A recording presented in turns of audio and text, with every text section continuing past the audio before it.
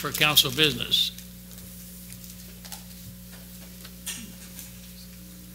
Speak now or forever hold your peace, and that includes the city attorney. All right.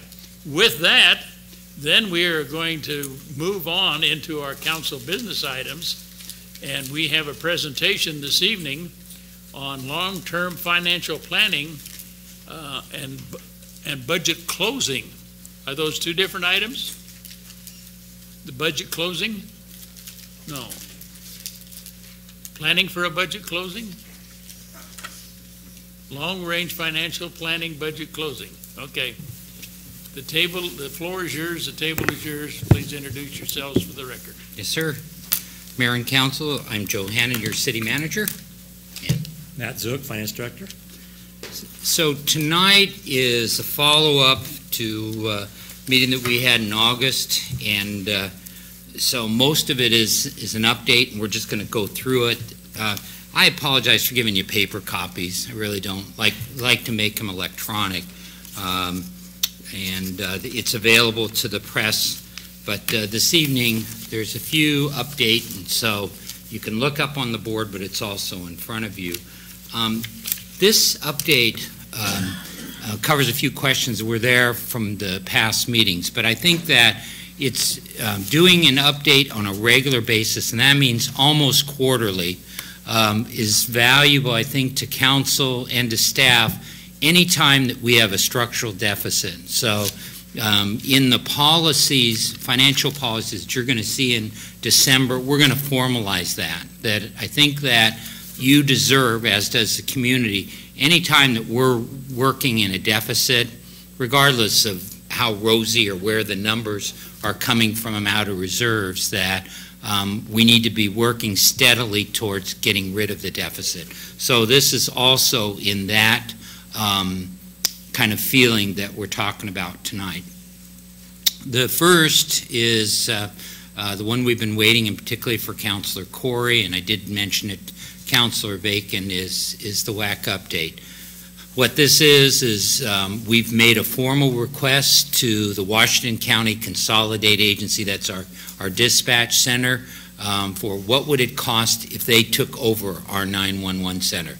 They are still not done. The staff of WACA is like, on the administrative side, is 3. It's not, it has responsibility for a lot of money.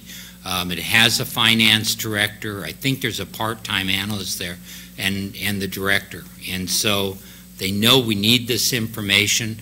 There is a lot of discussion that is going on among the policymakers. And the way WACA is organized, roughly, is that WACA provides emergency services to police and to fire and to a lot of miscellaneous groups like a water department, a sewer department, sewer district.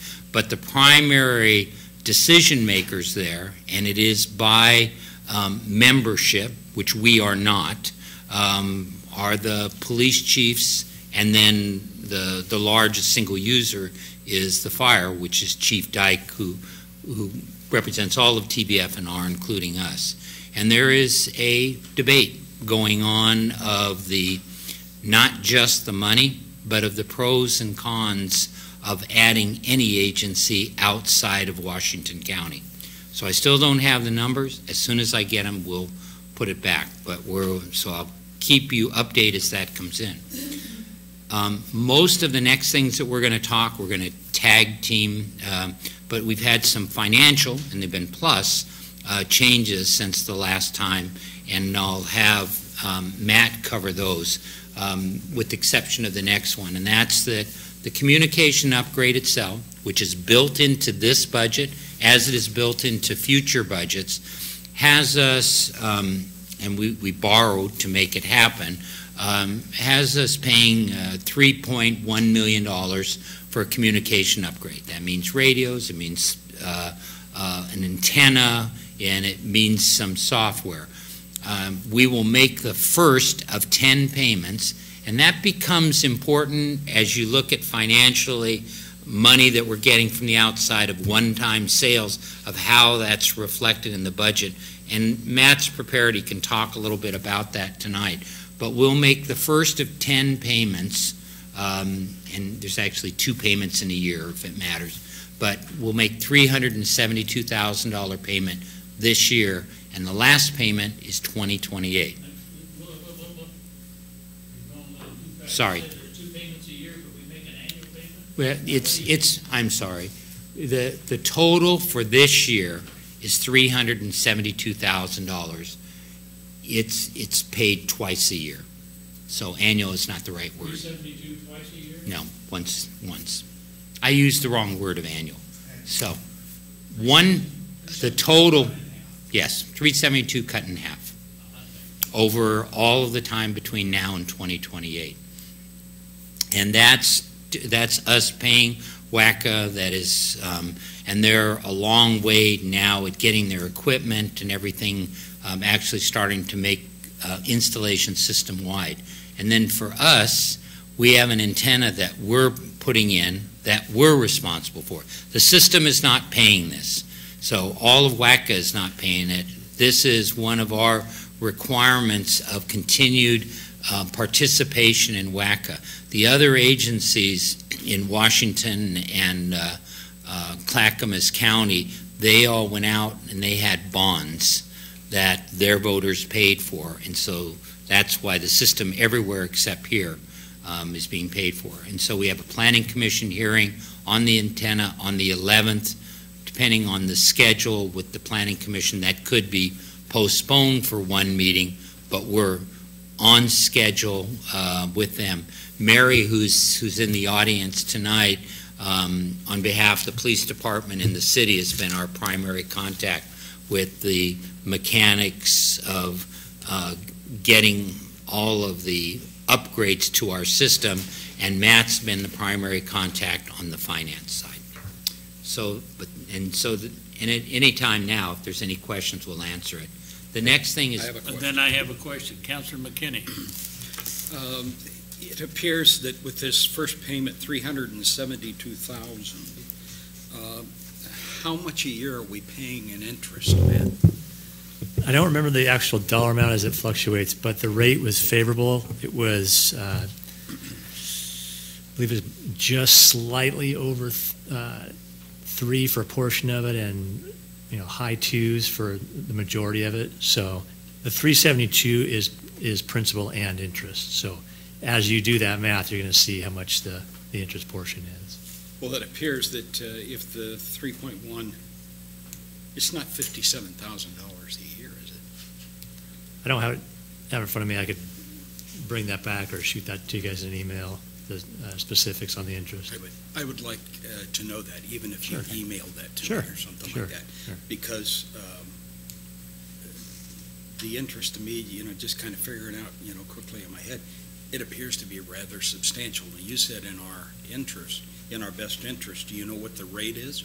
Yeah, it's, as I just said, it's 2.95, I believe, or low 3s. It was a very favorable rate in relative to other debt we've got. And, we're all taking advantage of the lower rates at this time, economically anyway. So. Yeah. Thanks. Yeah. We can do a schedule and give it to them later. Right, absolutely, yeah. Do you have a follow-on? No. A question in the lead, on your lead sentence up there, is it the intent that you only brief us if we have a deficit? No, if you've kind of followed the way we've done at work sessions, we don't come back. We do a financial update very regularly that comes from the finance director, but this kind of a discussion deals with when you have a deficit of what are we doing and how closely are we tracking finances, and talk through it and have this discussion. So we don't track finances this closely if we're not in a deficit? We do, but we don't spend... There's an inference here that I was playing No, with. we do not come back to council like every other month and take one of the 24 work sessions and talk about finances. We talk extensively during the budget process, and that's probably 7 or 8 meetings where it's detailed of everything about our finances. We do updates from the finance director that shows all of our funds and how they are doing. But we don't like come back every 2 months or every 3 months and say, oh, we went up $20,000 or $30,000. But it's different when, and this is what we're proposing in the financial policies, that at any time when we have an approved budget, but if we're in a deficit situation, we do not want to stay in a deficit situation forever. And there should be a specific plan and progress shown of how we are moving out of that deficit. That's what I'm saying. Does that make sense? I think so. Okay. Mr. Mayor, Patrick? couple of requests, if I might. Could you email the PowerPoint to us after the meeting? And then number 2 is, I do better when I can look at this stuff and kind of digest it, and I understand a lot of work goes into it. Even if we could get it the Friday before the Monday meeting, that would be great. Just a request, not a criticism. And I understand that, and we have heard that before. Tonight, I did not have that as enough.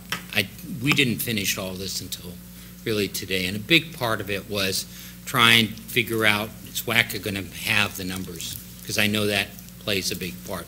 What you're going to see is not a lot of changes, but yes, so I heard that, and we'll try to make that effort. Okay. Do the budget update. Continue. So on the budget update, at a meeting, I think it was September 17th, you received in your packet a request for council action. It was just information on the update for June and July. In a nutshell, the highlights, number 2 is the highlight on that. And basically, we ended the year in a more favorable position than we anticipated through the budget process. And so what that does is, by having a better position at the end of June 2018, our ending fund balance was $4.2 million, and so that makes the position of the city in the future look a little bit better. Now, I'll get into more of that as I show you some numbers and a graph. But as a highlight, you should know that positionally at the end of the year, we anticipated being about $120,000 in the black. We ended up being about $600,000 in the black. And you might ask, well, why? There's a lot of unanticipated things that come in at the end, in the last quarter of the year. Community development revenues continued to be strong. Had discussions with Doug. Well, how much of that is just accelerated payments coming in? And indication is no, that's just unanticipated activity. We had some other revenue. Revenue is about 200 and some thousand of that surplus, and then we always anticipate spending X amount of dollars, and a big portion of that didn't get spent. 300 and some thousand didn't get spent. Some of that is in personnel services as staff has transitioned. You have the police department, communications, planning, all the bigger departments have had turnover, and so that leads to, I believe they're all fully, very close to fully staffed, but people come in at a lower rate than those that go out typically. So you have some savings there, and some materials and services, not a whole lot. But if you need more detail, the packet on the September 17th meeting had that in greater detail. So, Question, if I may. And I believe we just Under item number 2. Sorry. Did I hear a telephone? Or was it? Okay. I heard it, sir, and I believe the dollar could go into the budget.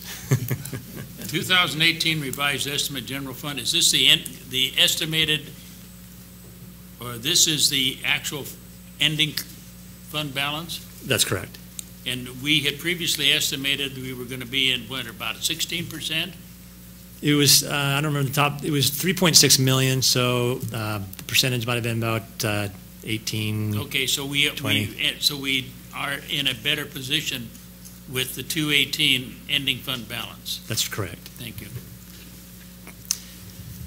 The second line on that bullet point, number 2, 2019 estimated ending fund balance is also going to be higher. We estimated it to be around 700,000, and now we're at 1.2.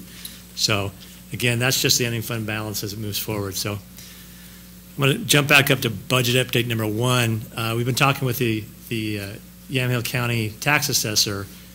We continue to internally develop modeling on our properties so we can better anticipate what our property tax is going to be. Derek Wharf has given us a little bit of a sneak peek on what he anticipates as he works through those numbers.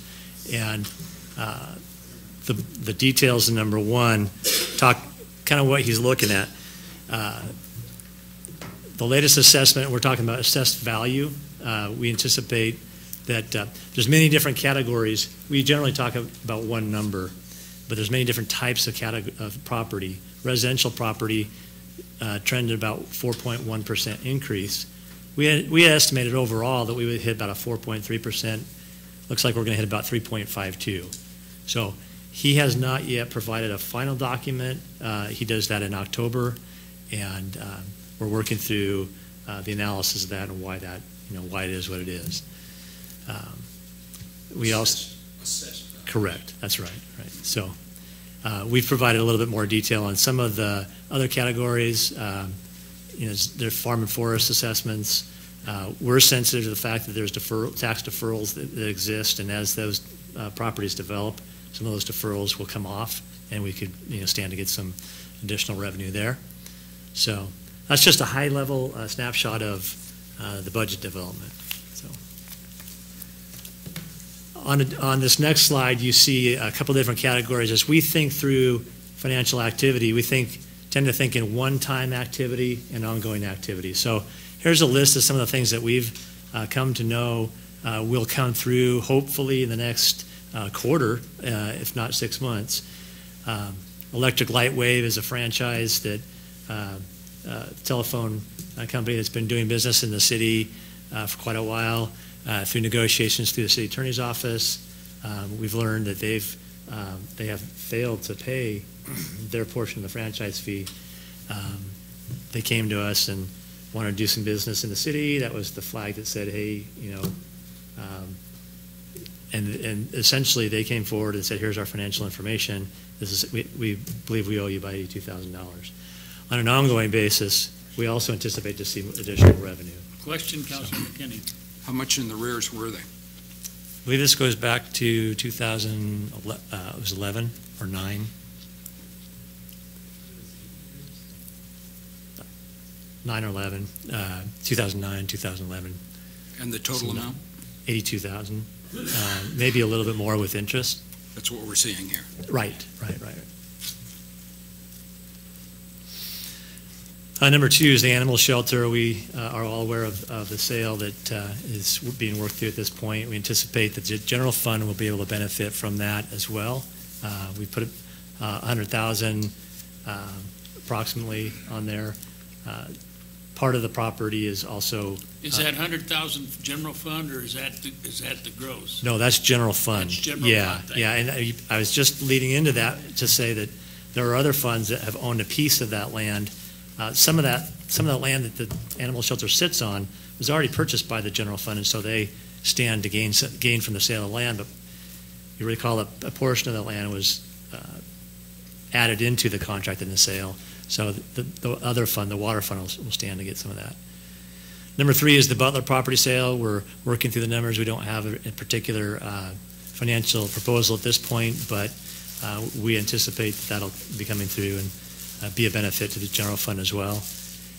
And then, as you know, as we transition out of the TVFNR dating period, and now we've annexed into their district, we are working with them to sell some of our surplus fire equipment, and they continue to work on that. And so we look to hear from them hopefully soon with some of those sales numbers.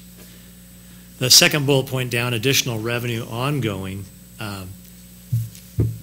The 100-room hotel estimate, and that's we're looking at our existing hotel activity to see, okay, what would a new hotel come in and do? And, this is a really, really rough estimate based on 100 rooms, and that 80,000 would be the general fund portion of transient lodging tax that comes in.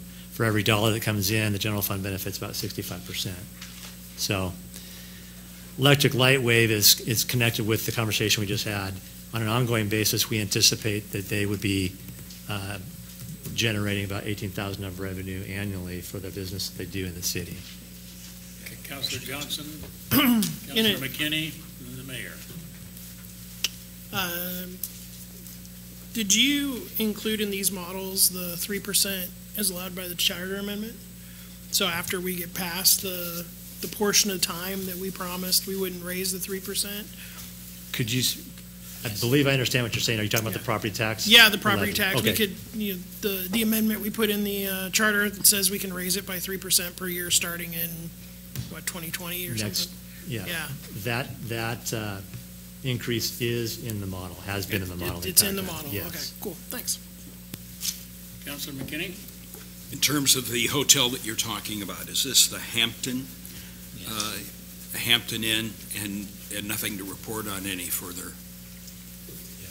No, that's fine. Yes, this is the Hampton Inn, and Doug is still working through. We're going to see at 2 meetings from now a proposal about trying to recruit the other hotel. So, and if you were at the League of Oregon Cities, I haven't even given this to Doug yet. If you went to the Independence booth, there's a company there that they're getting ready to open. It's called the Independence. It's a Trace Hotel group. They told us they would like to come here. So, yes. So Doug's waving like he already knows of them, but we'll reach out to them and see if they want. But that's not next meeting, but the meeting after that, where you'll have a proposal of how to try to recruit them. Follow on to that, if I may, Mr. Mayor. I meant the money behind that particular project. I think I referred the mayor over there, and I think you as well over there. I was particularly optimistic about the overtures that they were making. Mm-hmm. I thought that was great. In relationship to fire equipment sale, do you have an estimate that you're talking about now, or would you prefer not to talk about any estimates? I had an early estimate, and it was a pretty big range, 300,000 to 800,000 for it. The two banner pieces there are the big ladder truck, and then the utility fire truck. And there's little value to put up an estimate. They are working, both of them. This is going out of the captain that's at the Springbrook station, and so we're going, okay, tell us when you have a proposal come out. We did tell them, don't come back with something like 25 cents on a dollar, which was an early discussion if you just go out and get a broker. So they're working at Chief Dyke. We saw him over the weekend and said, come on, can we get going? So, but those are the two big pieces of equipment. On the hotel estimate, what's the realization of this 80,000? Budget year 2019, 2020, what is it? Well, I'll give you an estimate, but so that we're consistent as a city, I'd encourage Doug Rux to tell us what he thinks.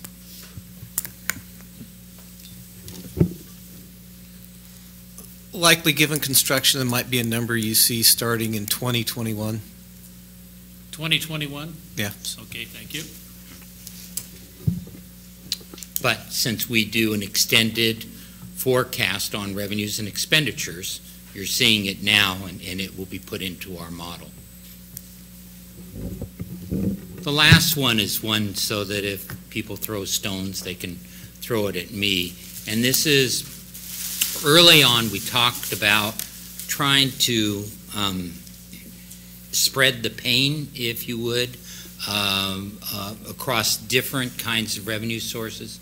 I appreciate, and the council did approve, increase in the utility tax on water and sewer. this is another franchise that we have that has the ability to go up. So this is not tonight, but it's okay that people see it, so we can have this discussion along with every revenue as we continue to move forward of how to close the gap. But just so you know, the waste management franchise, if we went from the existing 5% to 7%, which matches the rest of our franchise, it would be a difference in $80,000. Now, somebody paying that? Absolutely. Is it the current users? Yes. But that has potential, and so I will be bringing that back when we look at the totals and strategies for how to close the budget gap. Mr. Mayor. Councilor Johnson. And we don't need to reopen the contract to do that. That's an adjustment we can make. We set the franchise. There will be negotiations that we do there, yes. Okay. But we won't need to terminate the contract No, and start. Okay. no. No, and that's what happened once before, was it was negotiated within an existing contract. Continue. Keep going. Yeah, keep on. Let's go back for that. Sorry. Just a reminder, we're still keeping at the tool or the goal of closing at 1.4 million. That's the structural deficit. And there's nuance to that, and that's why we go through this and explain it each time, that, and particularly one that's useful if you think tonight, it's 10 payments of this 372,000. At the end of 10 years, or slightly less than 10 years, that goes away. Now, there'll be a lot of things that'll happen in between that. Who knows what happens to PERS with everything, but that goes away. So instead of the 1.4 million, if we were sitting in today's dollar, it'd be 1.1 million.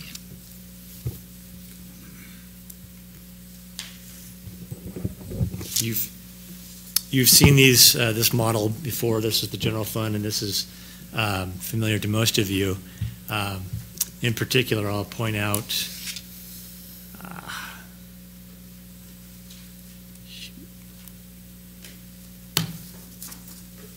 I hit the wrong button. Sue, can I? I think it.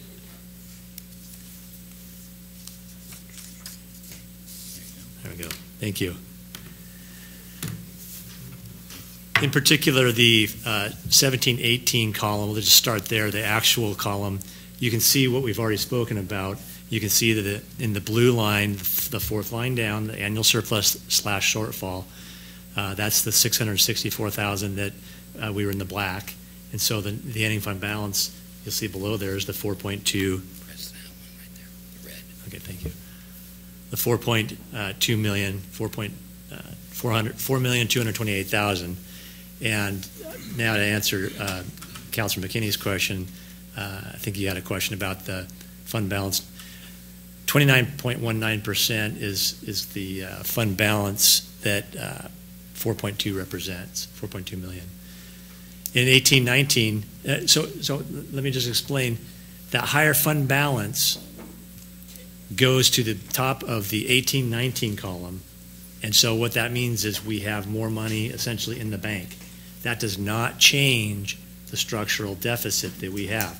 The numbers, you can go back to any of the prior presentations, and you will see that the revenue and the expenditures total, those numbers didn't change. I didn't modify any of those numbers. I just wanted to show you the impact of what we know right now. As we go into November and December and come back to you, we'll be giving you a fresh update. So below, again, just for your reminder, is the breakout of the structural deficit. In 18-19, you can see that $372,000 debt service payment for the public safety upgrade project. And then the operational shortfall is the $1,003,000. And those two combined is $1.375 million. So these are the numbers behind our estimate, and this is what you can use and reference and hang your hat on for our current up-to-date, what we know right now. So graphically speaking, the next slide shows not much different than the previous, but Councilor Corey? Yes, I just had a question on the 2018-19 forecast from the last slide there. That does include these additional revenues or does not? Does not. Does not. It does so not it could be 700, approximately, say 700,000 less on the deficit. Right. As those numbers come in. Around those numbers. Right. Yeah. The one-time revenues will not affect the structural deficit necessarily, particularly the operating deficit. What we anticipate doing with those one-time dollars is using that to pay our one-time cost or our non-operating cost of that debt service payment on the public safety communications upgrade. Okay. So some of those ongoing revenue streams will go towards ongoing revenue, like the Zayo Lightwave $18,000 franchise. That's general fund revenue that will just continue into perpetuity, hopefully. So that's an ongoing revenue stream. So going back to the next slide, graphically, the primary difference between this slide and your previous presentations is in 17-18, you can see a greater gap in here between the green revenue line and the red expenses line. Moving forward, those lines still continue to have that gap, which represents the operating deficit. That hasn't changed. What has changed is the blue bars, which represents the ending fund balance. Those used to be a little bit lower, about $500,000, $600,000 lower. And so now the 18-19 balances, we're anticipating $2.8 million. In 19-20, $1.2 million. We start looking at 2021, and again, all this goes into, hey, we've had this ongoing conversation. We have some time. We're going through the due diligence process of looking at all of our resources and deciding what do we do about it. So. The next two, both these are continuing from the old program. We're planning on talking about this tonight. There's no change. I think it's still very important to keep in our mind of how much do we bring in total property taxes and how much does it cost to run the police department. But I think that there are, and you can see, there's a difference between the two. And most people in town, if you ask them, I think they'll say, well, and we're going to confirm that, and it's the next slide, but they're going to say, well, if I only had $1 to spend and it was my last dollar, I think most people would say they're going to put it into police or fire or emergency medical service. So we're not there in terms of property taxes. Do we have other money? Yes, and that's with franchise fees and all that. Why we're not talking about tonight is we're not trying to close the ballot, we're not trying to close the gap tonight because of the proposed strategy of how to get more information to you of what people want. And that's the next slide, or 2 slides up. So we think right now, at least recommended to you on the revenue side, is that increasing a property tax levy using what the city has already authority, but going back to the voters. And there's a difference of opinion. Some people say, well, you don't need to go to the voters. My recommendation to you is whatever money that we go to close this gap and to close it one time for the future, my recommendation to you is going to be that we go to the voters. Property tax levy, we do have to go to the voters if we go back even into our what we've given up of our what we had as our permanent levy. The increasing of public safety fee does not require a vote. My recommendation is to do that because under either circumstances, we're asking to close a gap of 1.4 million. I think that's pretty significant. But that clearly is a policy decision for council. So a couple of things. I'm now going to show you a timeline and how to get information from the public to you. The information that will come to you of what we're proposing is the public being asked in surveys, in open house, and in focus groups, modeled after the TVF&R discussion that went on, and to bring back to you what do voters, what are residents, and those residents will be identified in focus groups of the people that are most likely to vote, and therefore we're proposing to spend some money to find out who they are. Again, the way TVFNR did it. But asking the voters, what's the most important thing that the city does? And this is how much money we spend on those services, and are you willing to have additional, tax yourself or have a public safety fee increase? And what we're proposing to do that is depends on when the council would decide when you went to voters. So first thing that the council's going to have to decide is that, do I want to go to the voters or not? Go with property tax, we don't have a choice. Go with the public safety fee, you could decide to just pass a public safety fee, knowing that that is also something that is subject to referral.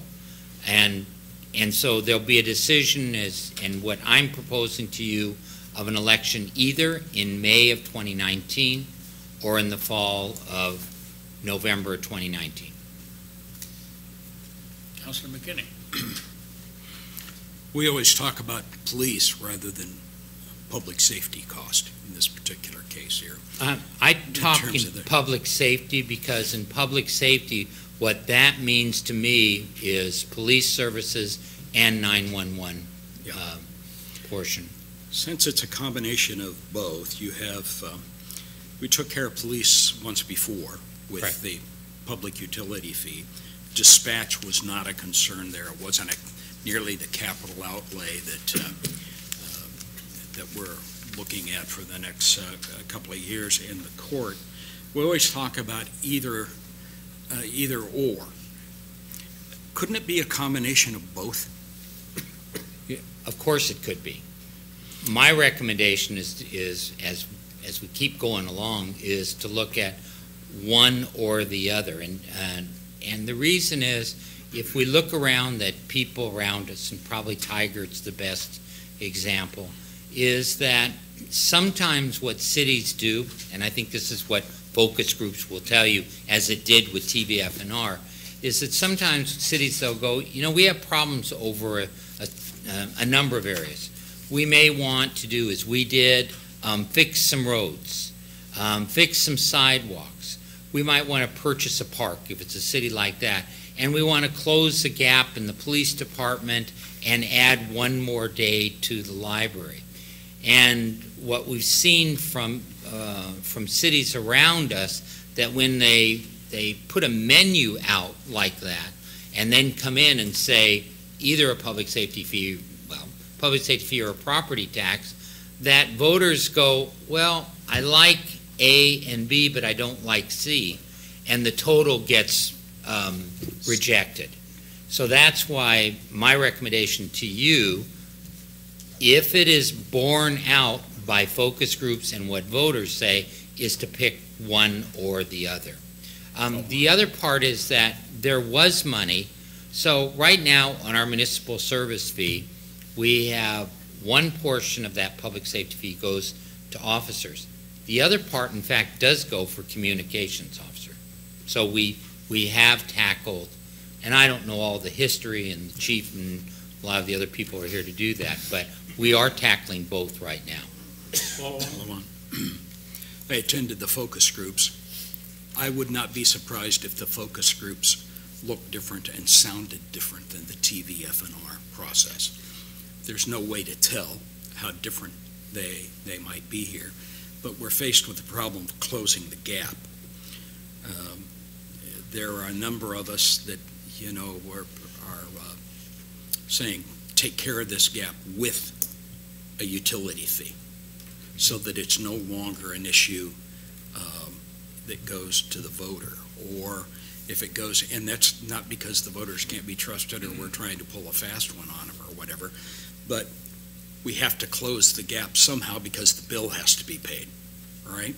So if a portion of it can be done successfully, relating it to specific departments and the needs as a result there, and then the ask, should an ask be made to balance the budget, it's not it appears to me that that's a better soundbite than what we're pursuing with either or.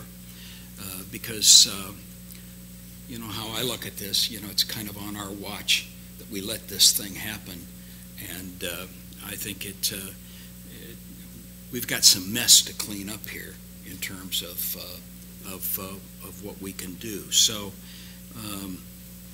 I'm not real excited about the either or aspect of this conversation, because what happens, this is completely possible, because this town has turned down an ask before, all right? But you still got things that you have to do. You still have bills that have to be paid. You still have departments that have to be supported. So I'm hoping that we will tread sensibly and lightly in regards to this, and not forget that perhaps a combination is better than an election in terms of this. Now that's my 2 cents in this regard, but we have it's our mess. We need to try and correct the mess that was left, all right? And I'm not saying that everybody in this room made a mistake, because some of us in this room worked real hard at not making a mistake, and the voters know that should some of these things that, like the charter amendment and everything else, is that the community is looking at fees and other things to pick up the slack. That's just the way that it is. Councilor Essen? I have a question. Were you saying that if you go for property taxes, we have to have a vote? Correct. And if we go for the fees, we're still probably going to have a vote? Well, it's policy. It's a council decision. My recommendation to you is that you take that to the voters. Yes. Because either way, you would recommend that. That's my recommendation, and it's because of the size of the ask of what we're trying to do, and maybe that's illustrated by what's up there right now. So, right now we're continuing to go on a $1.4 million gap. That's what we're using, and have stayed on the gap.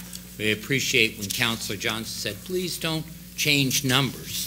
Now, numbers to an extent will change as revenues come in, new revenue sources, and changes of assessments. But if you look at our model, we're continuing to use 1.4 million. And again, knowing that in 10 years, 370,000 of that drops off. So if you look at that, and if you look at alternatives, and of course you could mix and match, but if we took just a property tax alternative, in order to close the gap of 1.4 million, the way we are right now, it would take 75 cents additional onto our property tax. So 75 cents times, you take any piece of property, if you have a $300,000 home, divide it by 1,000, because we're always assessed on 1,000, and it'd be $300 times 75 cents. That closes the gap. This gap at that number that's proposed, as we look out over the next, and realistically with any budgets, it's a guess. It's educated, but it's a guess once you get past 3 to 5 years. But this would close it, and we believe, into the future at 75 cents. Mr. Mayor. All along? So that would be 75 cents, somewhere around $300, if you had 300,000, that's what you're thinking. What would it be if we did it with the fee? That's the next one down. If you look at this right here. So I tried to bold it so that it's 75 cents if you just use property tax. If you use the public safety fee that we have, it'd be $14. That's in addition to what a person has on their public safety fee. So right now we have a little over $5. It would be adding $14 to that. So it'd be just slightly under 20. And Dave, we'll email this to you too, so. So that's an either or. Follow-on? Follow on?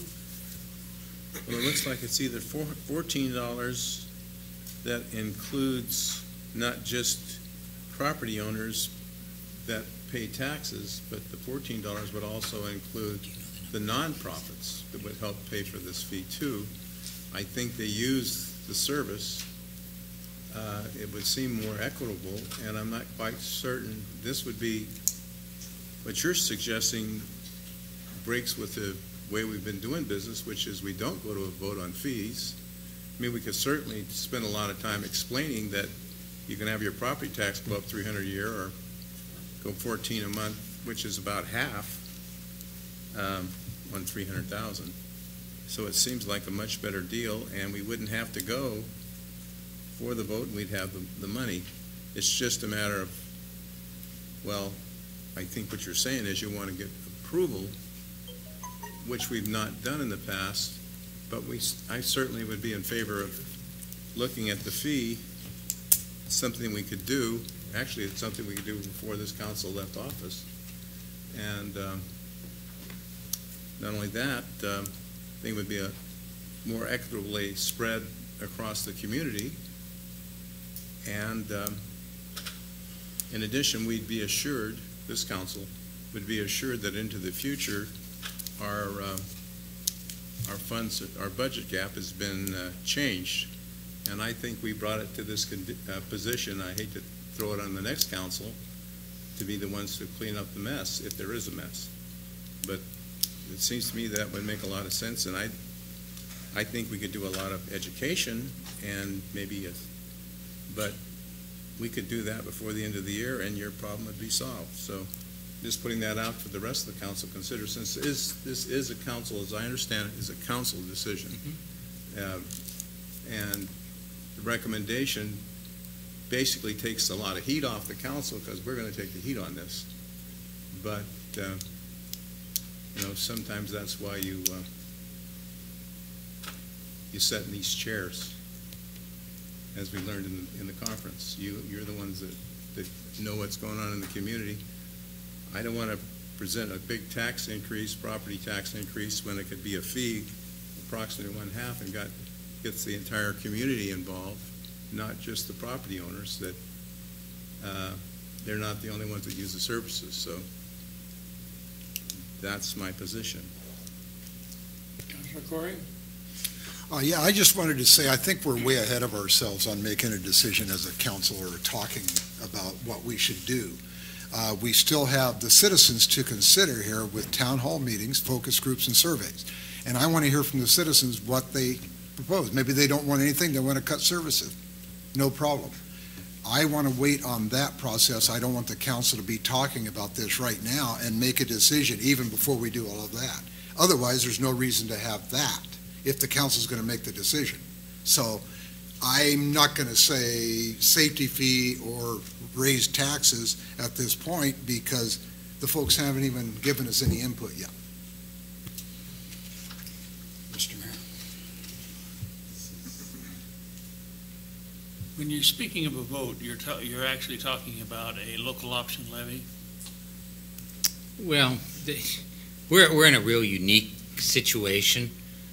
We would go to vote, like it says in the charter, that if we want a portion of what is our permanent tax rate to use that, it's not a local option levy. So you have the option then? Correct. So that's another discussion. It is.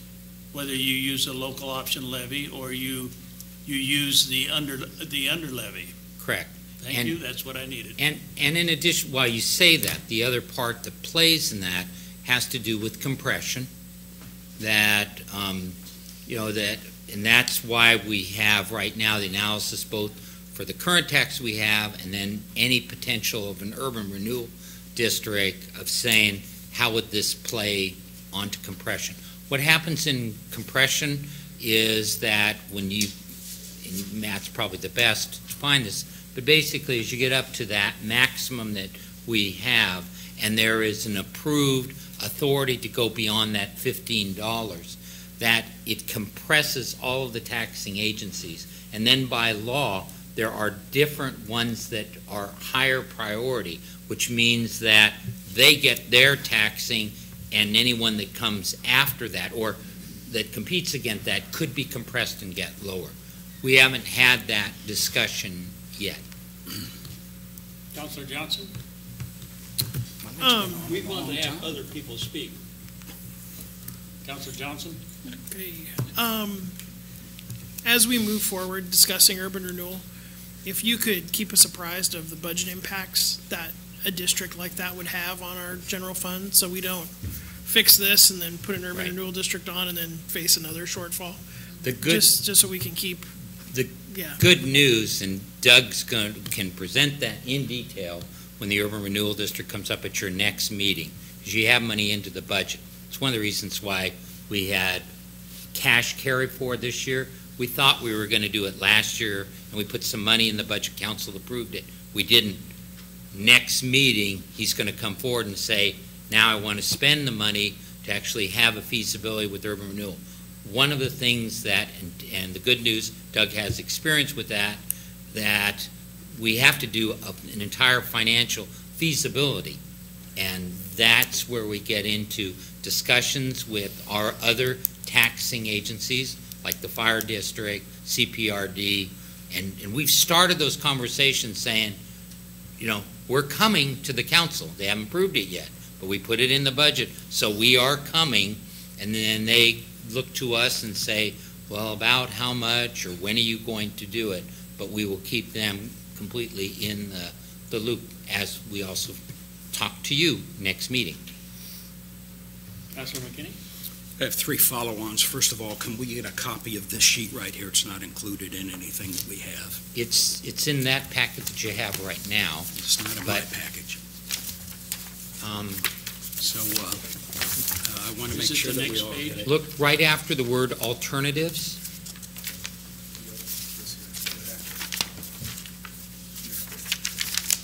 There it is. Okay. Thank you. And we'll email it while we sit down in a few minutes. And I have a follow-on as far as Mr. Essen's comments. It's not between nonprofits and profits. It's between property owners and non-property owners here at this particular case. And my third follow-on was to Mike's. Mike and I generally agree on a lot of things, but I think it's very important for the council to be part of shaping this particular argument, because as in this state, our first alternative is Oregon has a habit of throwing everything on the property owner. And it's been our policy as a council for as long as I can remember, if you use it, you pay for it. That's been kind of a principle that we've here, and that is a preventative from making the property owner or, you know, pay everything here, because not everybody's a property owner, but there's a lot of people that use the services that need to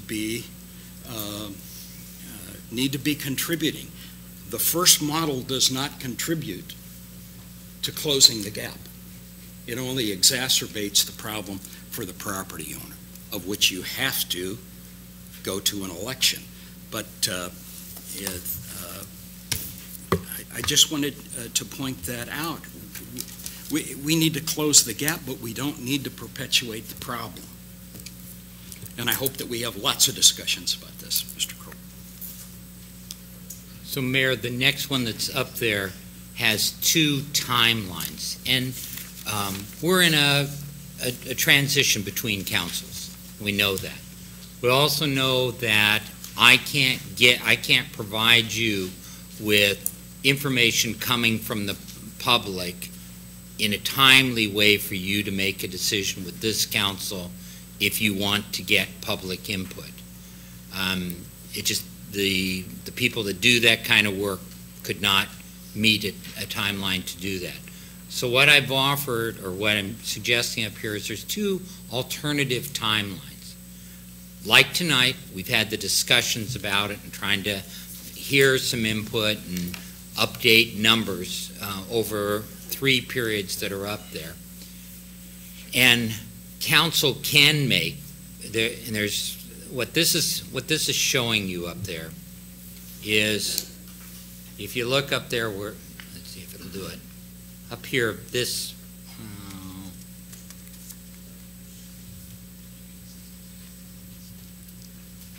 sorry.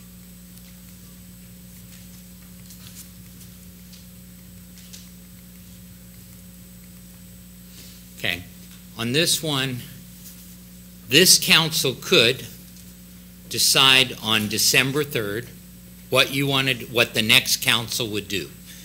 You could decide it would be a press, you know, like if you wanted to go with the public safety fee, but you really won't have input from the public unless we just do some really amazing things of getting it out. And I don't know that any of us want to have a rushed feelings with that.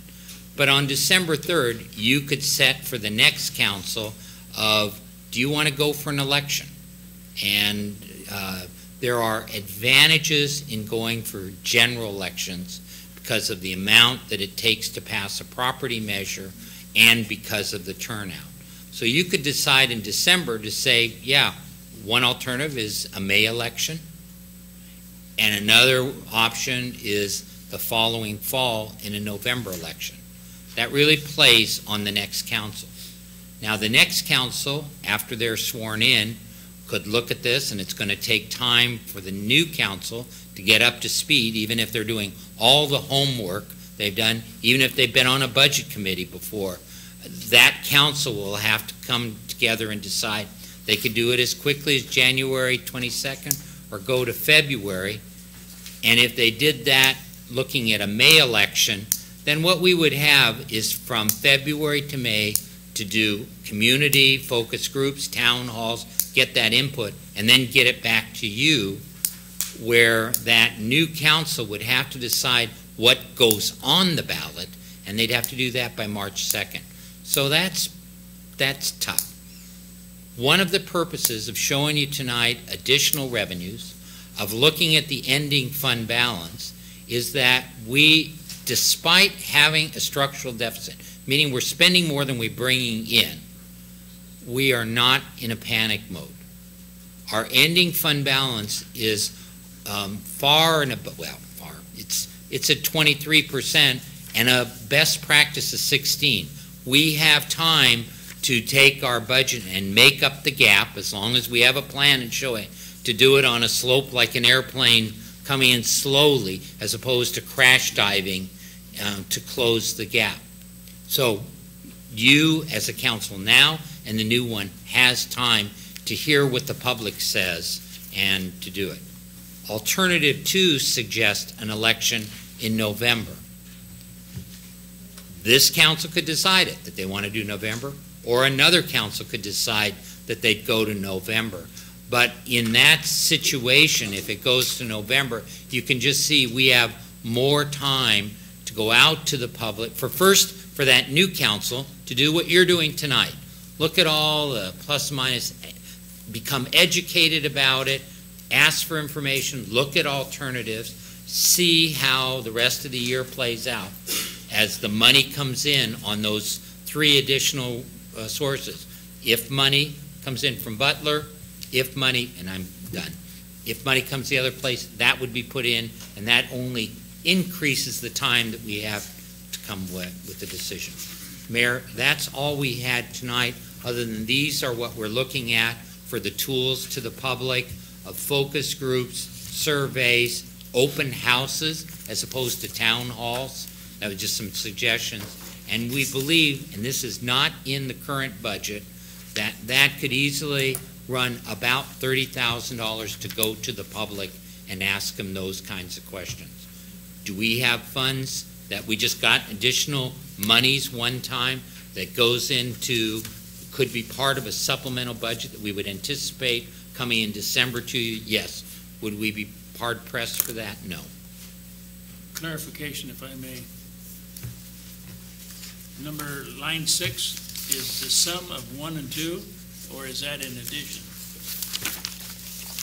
The way I read it, it's in addition, Yeah, but that's all right. Yeah. Counselor Johnson? It's in addition, yeah, we believe. Mr. Zook, so taking what Joe said, I have a couple questions for you real quick. So I'm looking at the update with the additional revenues one time and additional revenues ongoing. And then I'm also looking at the general fund chart you gave us.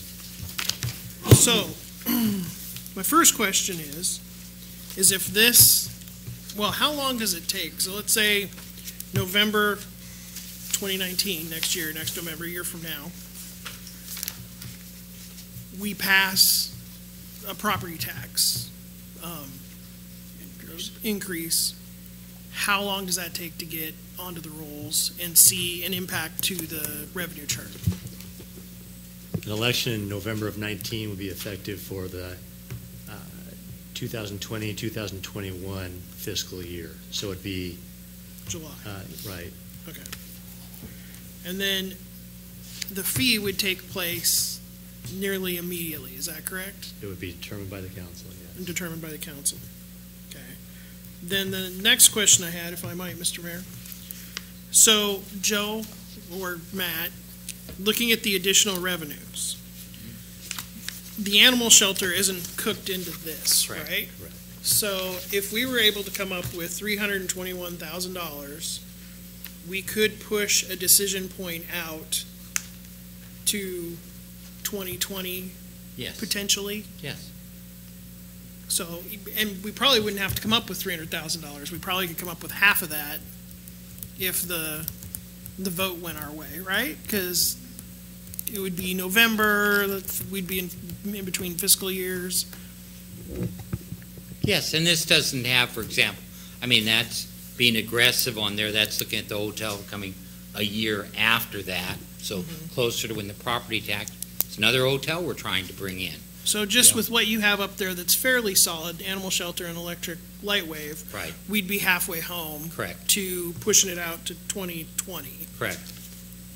And just as a statement for the council, my concern, and I've seen this in other communities quite a bit, is a council looking at a new council will make decisions, long-range financial decisions.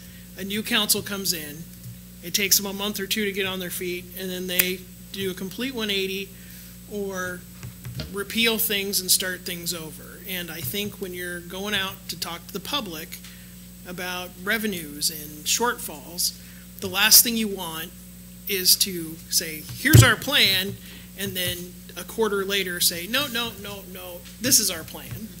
Because you have all new counselors who have different philosophies and different points of view. So that's just what I would caution the council. My feeling is that this should wait until the new council comes on, and then we use the one-time revenues to stretch this out as long as possible so we can get the new counselors up to speed and get a long-range financial plan with counselors that'll be here for at least 24 months.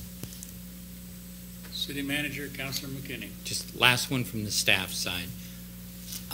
I don't perceive, and I don't explain this as being a mess from another council.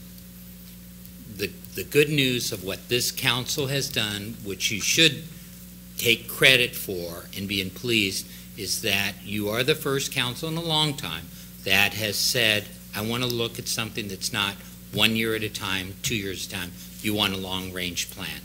You've done that. You've put that in place for future councils to have a tool. So I think you should be proud of that. The other thing is that there are certain things here that are part of the system of property taxes that we have. That is not something you did. It is something that is across all communities, the property tax. And it was chance that set any one city of what their permanent rate was. And that's exactly what it was at some point in time. And that's why we have communities with permanent tax rates of $2, some of $0, and some that are $8 or $9. That was not your making. So I think that you've been going through a process, and that's why we've been doing them in work sessions, of identifying all the stuff, of getting the information out. You have committed yourself to setting us into a pattern of asking voters or asking people of what they want. That's partially what you did in this whole community engagement thing, or that position and that whole concept. I think you should be proud of that. And I think that even if a counselor is not continuing on, that you have a role in this community to give advice to the next council and to the community. You're not going away and going to Hawaii. You're still here, and you have that expertise and experience that should continue on with the next council from a staff side. Councilor McKinney. How did he know I was planning my next trip to Hawaii? I think you were specifically speaking to me, Joe. And that's okay. I have two questions on the last page. Cities with public safety fees. What is Newberg's public safety fee total? And while you're looking that up, is that I was the one that used the mess to clean up. I'm specifically referring to the fact that it was this council, with the absence of one party, that allowed the charter amendment, to pass here. That is a royal mess, because if we were still at $4.38, that would be one thing. The public did have a pledge for us. If it doesn't appear in the budget, then we don't have any right to assess and/or collect. That's as true today as the day that it was said. But it was this council that penned what went to there, and that is a royal mess, because that left you with building a budget, and Matt building a budget for $2.50 per thousand, and now you've got this huge ask to go there. So for part of the mess word, I'll apologize, but the reality of the mess word is still present here. We still got to close $1.4 million that's here. And I'll send you a postcard from Hawaii, and we'll show up on some other things. By the way, 505. I attended all of the 5-year planning sessions there. I was glad to help instigate that and some other things there too. So if we do have a mess to clean up, it's our responsibility to do what we can, and with some of the others. What is the figure? The combined figure is $5.05. It's the $3 for the officers, and it's $2 for the communications officers. Communications, the dispatchers, it's $2, but it's inflated annually over time. I don't remember how much change is on top of that too. It might be 204, 205. 205. Yeah. So the total is 505. What's the 5 cents? The $2 for the communications officers, when it was set up, it's allowed to increase by a CPI. Oh, okay. And so it's done that over time, and I just, off the top of my head, I don't know exactly what it is.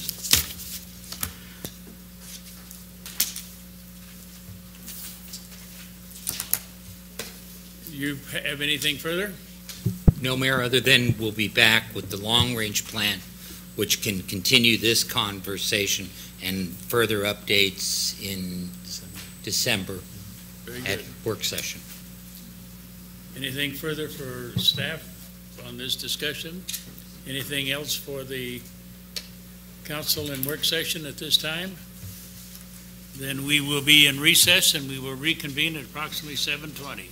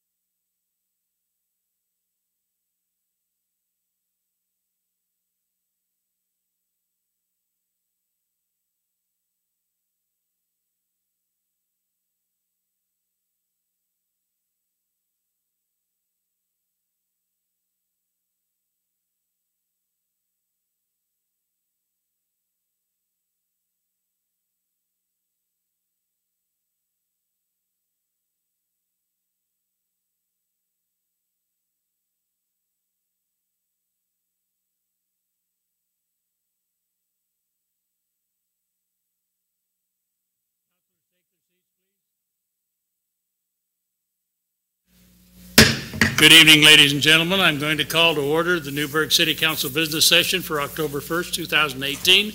May I have a roll call, please? I caught you off guard almost. Mr. Mayor, all present duly noted with the exception of Councillor Bacon, who has an excused absence. Thank you. Would you please rise for the Pledge of Allegiance?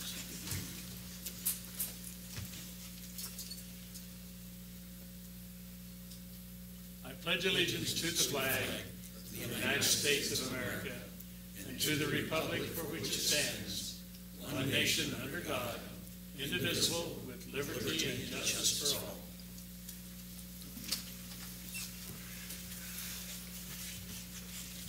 We have a new city councilor, and we need to have that city councilor sworn in. So I'm, because of uniquenesses of our Oregon law, our city recorder as a notary public is the one legally authorized to do a swearing in the absence of a judge. So our city recorder, municipal recorder, Sue Ryan, would you call our new counselor to the fore?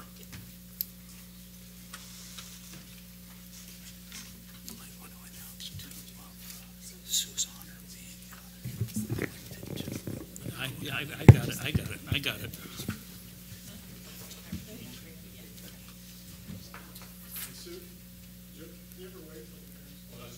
What? Yeah, come on up. Okay. You can do it. This is the oath of office for City Councilor Elise Yarnell Holloman for District 1 for a term of 2018 to 2020. I, name, Elise Yarnell Holloman, do solemnly swear that I will support the Constitution and laws of the United States. that I will support the Constitution and laws of the United States. I will support the Constitution and the laws of the State of Oregon. I will support the Constitution and the laws of the State of Oregon. I will support the Charter and the ordinances of the City of Newberg. I will support the Charter and ordinances of the City of Newberg. And I will, to the best of my ability, And I will, to the best of my ability, faithfully perform the duties of a City Council member faithfully perform the duties of a City Council member of the City of Newberg. of the City of Newberg. So help me God. So help me God. Sign.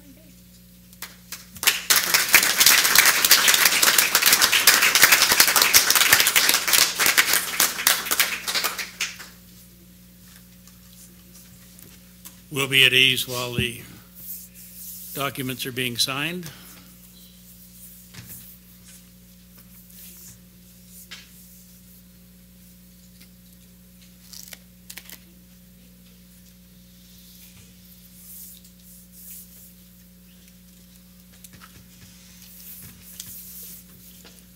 And from the mayor's desk, I offer my congratulations to Elise and welcome to the council. It's going to be a vertical learning curve, but I'm sure you can do it.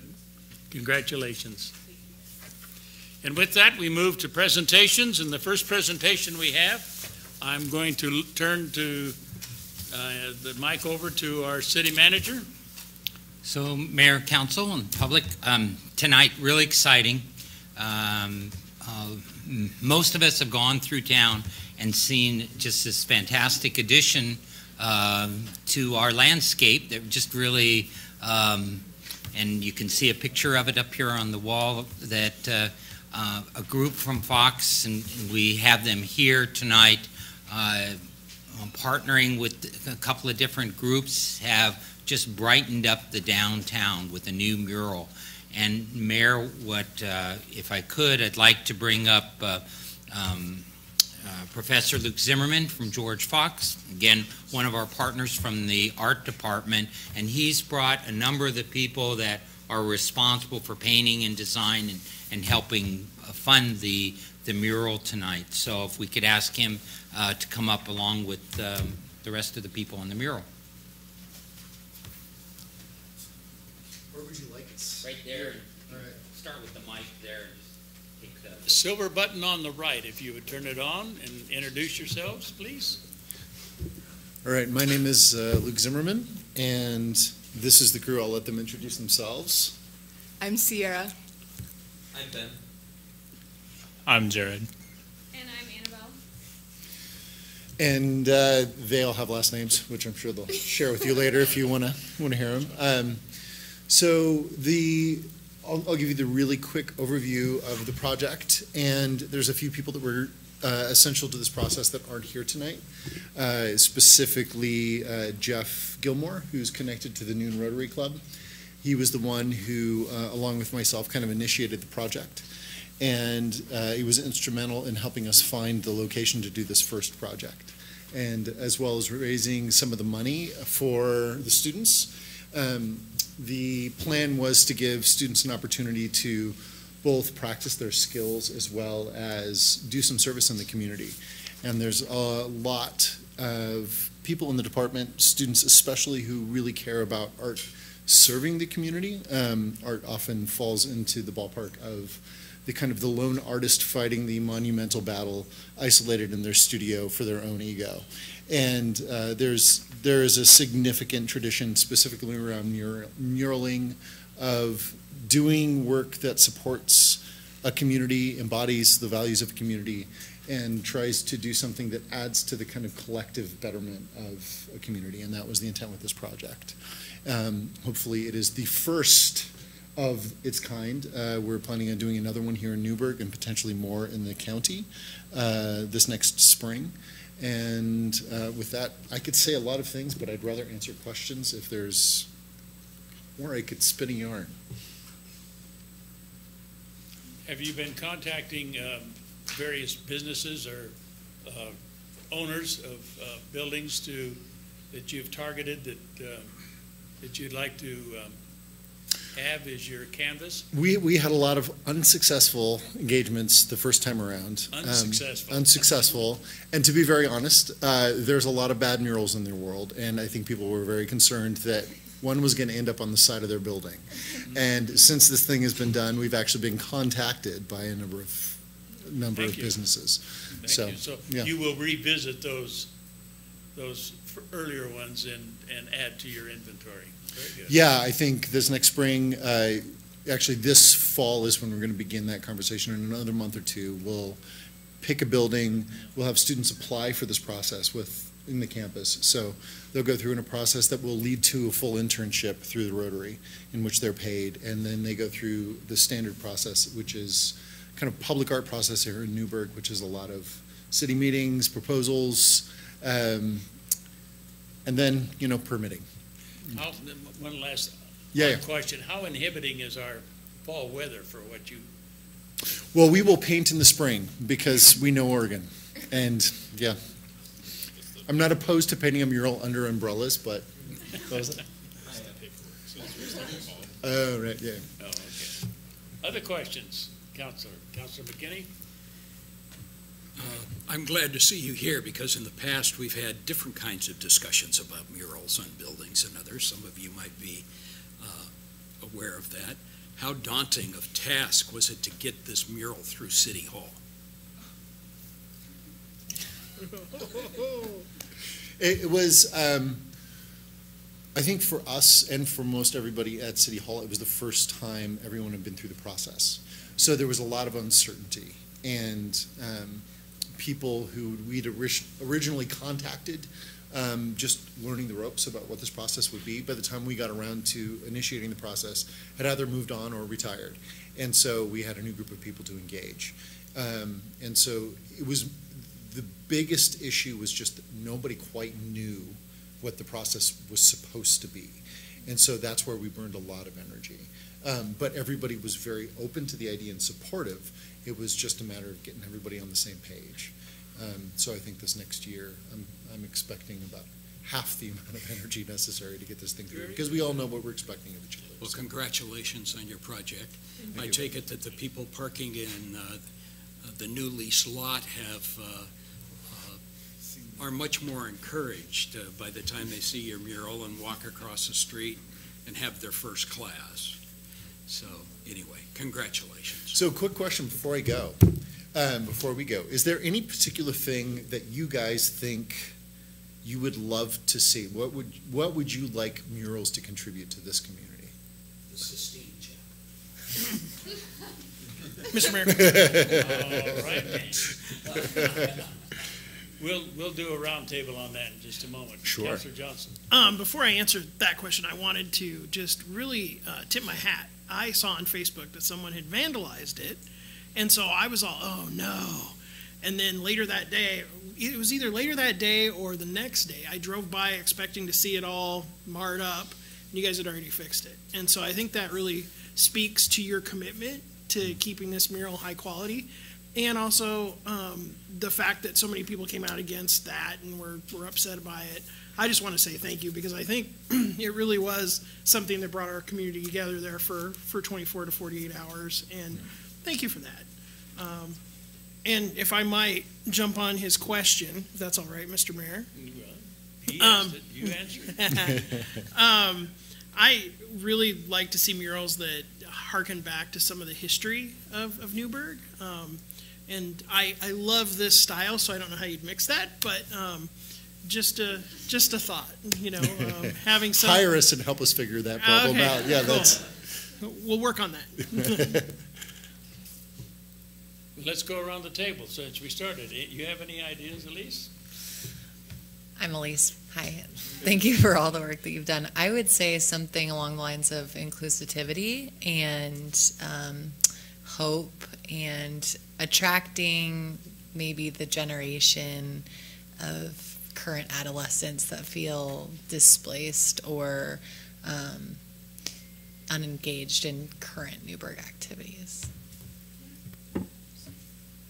Yeah, I agree with Councilor Johnson, more of the old town feel. However, making sure that there's activities going on, people sitting having coffee, riding bicycle, walking on a trail, make sure people are included in this old town kind of atmosphere. I was kidding about the Sistine Chapel, except for one thing, is that you as muralists have an opportunity to show the entire community what the excellence of art is. So with whatever goes up on a wall or a feature or whatever it is, whether it's an old person that has seen the Sistine Chapel or a young artist who's just tagged your present, piece or whatever, it always describes what art is. And of course, that's what your faculty member is there to encourage you to do. But it shouldn't stifle you. It should encourage you. But you have an opportunity to prove what art is. We're going to include the whole table. Truman? I caught you, didn't I? You did, Mayor. I don't really have my answer. All right.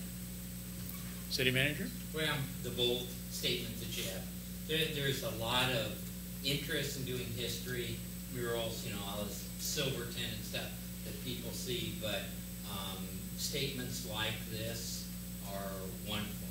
When it gets later in the season, it's kind of stormy or whatever, you can look at something like that up on a wall, you go, all right, love it. So. Scott, your mic. Oh, yes, Mike. I think you guys do a great job. I would love to see landscapes. Of course, I'm always a landscape person, especially of the vineyards and the grape areas and things like that. But that's just my love. The only thing I'd add is much the same as all of this, but depict some of our heritage and perhaps some of our economy, and you've been hearing that also. Thank you for a great start, and I'm glad to hear that things, although it was a new drill for you and a new drill for some of the people in City Hall, that you were able to work through it together, and now you kind of know what that path looks like. So we will be looking for great things in the future from you and the students and the staff. Thank you again very much. Thank you, Mr. Mayor.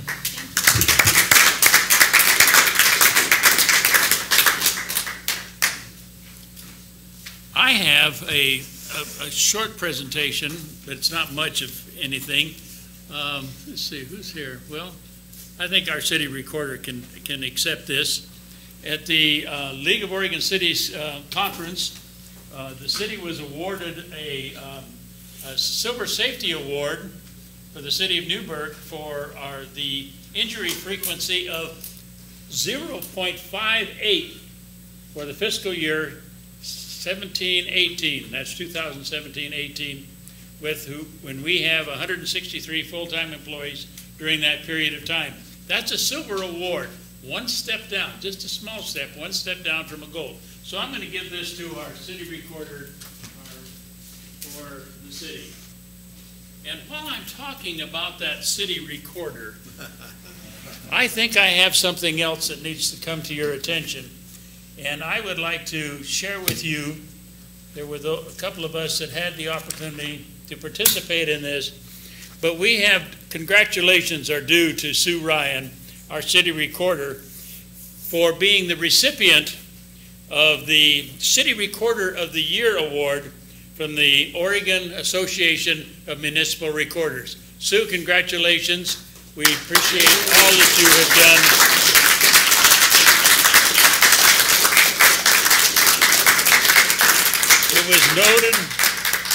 It was noted that Sue is the #1 advocate of citizen democracy, and she consistently strives to make the city a decision-making process that is transparent and accessible to all. Sue, congratulations and thank you for a job well done, and we will look for more in the future.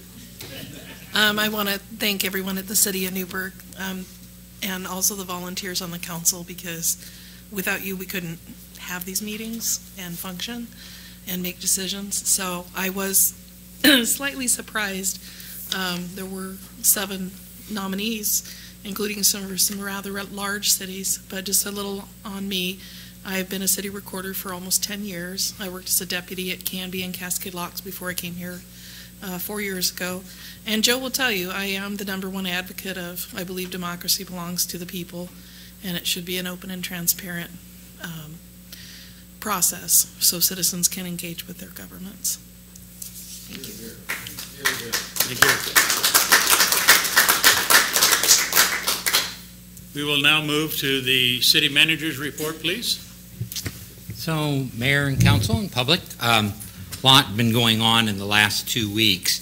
A big part of this is the council was engaged along with staff.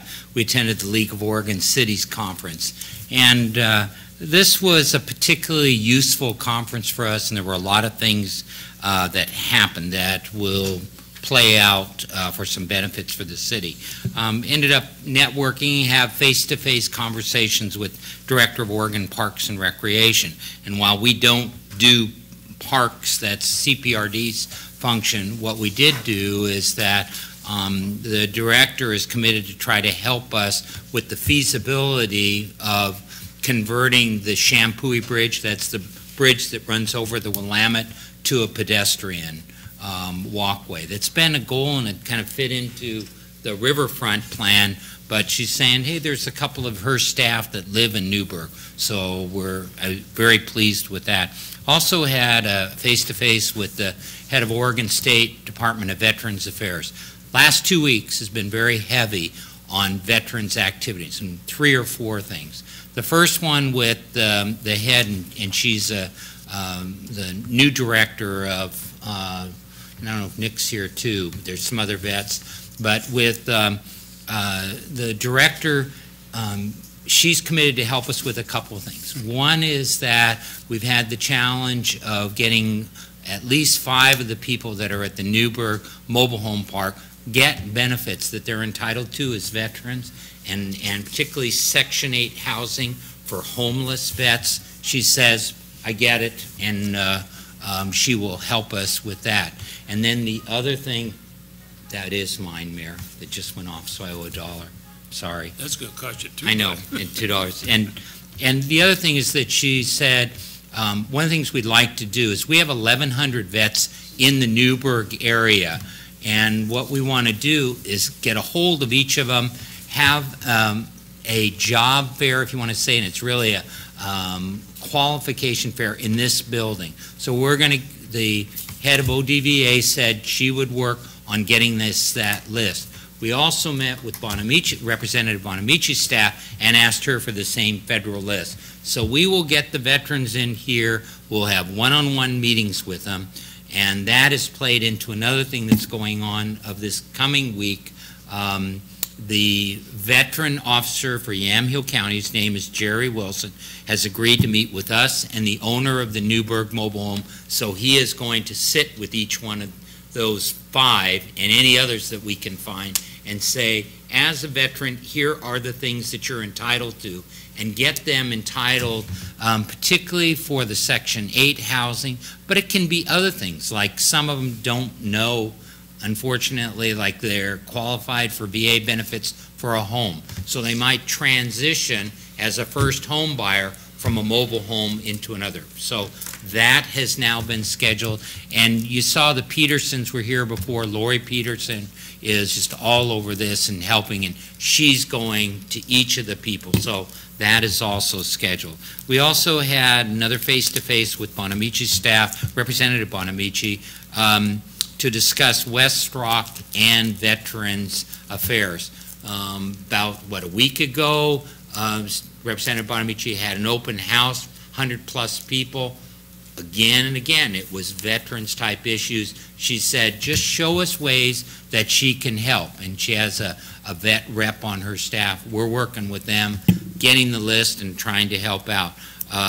Doug, along with the mayor and I, met in this last week and a half with Senator Wyden's staff, and that was specifically a different topic, specifically to talk about West Rock and public announcements and concerns that Senator Wyden had about the redevelopment of the staff. We clarified, or the mayor did, of the city's position that we absolutely want jobs, manufacturing, family wage jobs on a portion of the riverfront.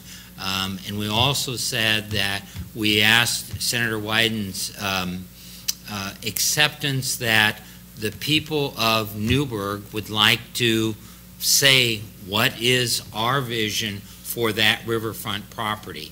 And so I think he got the message, and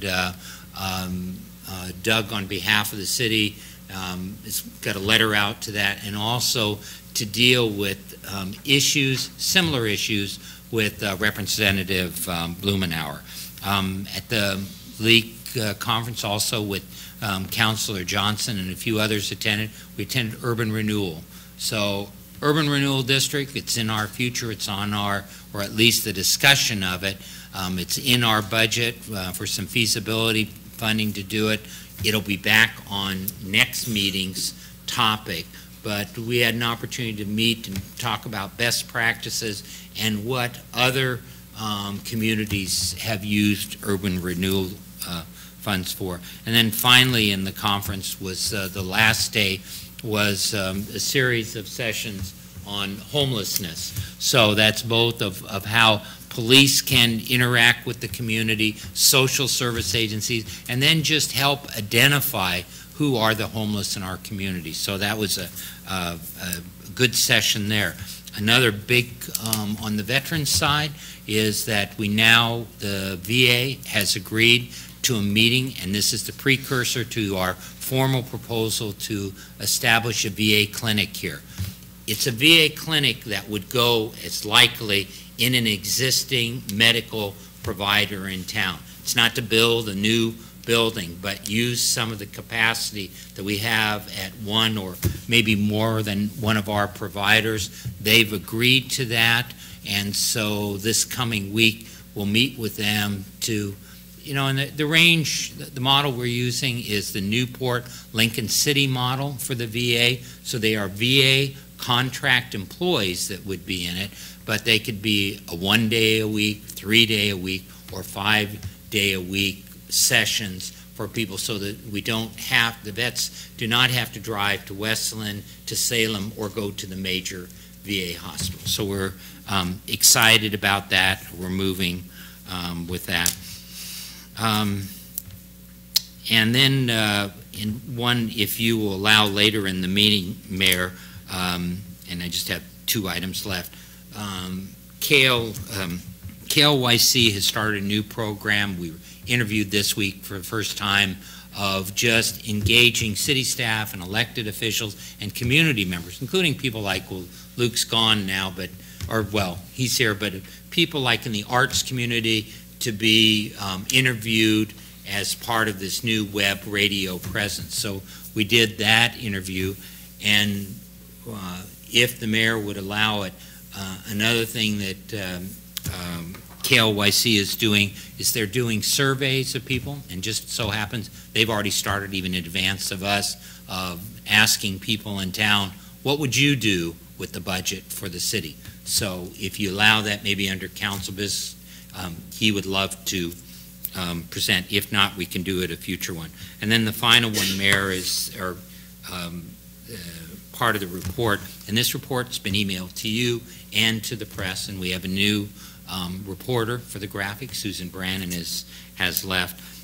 But the last session has to do with the transit system. So Jay Harris and I have met with Cynthia Thompson, and we presented an engineering analysis that our staff did, our engineers, the four of them, to look at potential sites for a downtown transit center.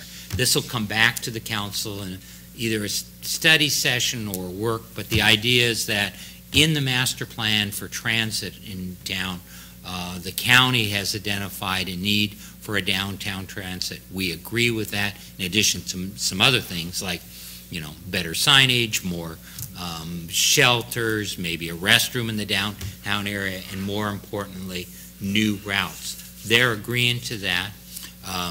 Councilor Essen has been nominated by the county commissioners to be part of a new county-wide transit not advisory board, but actually a board, and his name is in front of the county commissioners for tomorrow night. So a lot going on, Mayor. Any questions or comments for the city manager? None appearing. Then we'll move to the area of public comments, and I have some people signed up that want to do this, and I would like to remind you that this is a section of the agenda that provides an opportunity for citizens to address the council on matters relevant to the city and regarding items on our consent calendar, but not specific items on the agenda for council deliberation. The section of the agenda is for a maximum of 30 minutes, but it may be extended. I would like to remind all citizens who have signed up that I would like them to confine their remarks to 5 minutes and address the council. Also, collective comments by an individual under the public comment section will be limited to 5 minutes. With that, I will be calling on individuals to come forward to the table. Push the silver button on the right, introduce yourself, and make your presentation or serve up your remarks. And with that, I'm going to call on Mr. Brandon Smith.